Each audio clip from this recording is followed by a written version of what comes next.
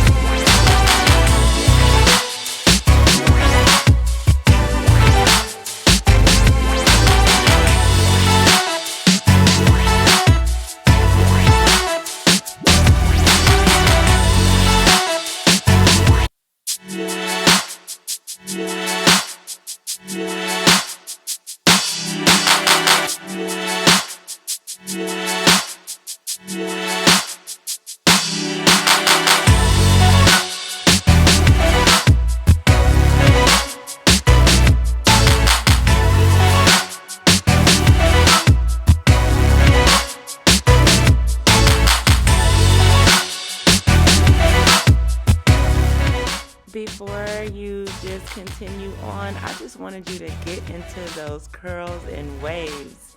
Her curl pattern is so beautiful, and the hair that we are using, which is from my ITIP line, will accentuate those curls so beautifully because she wanted the ability, to be able to wear the curls with a little bit more curl to them. So I'm really happy that she decided to go with my ITIP hairline because it's very full, it's very thick, and it will help her to wear her curls really nicely.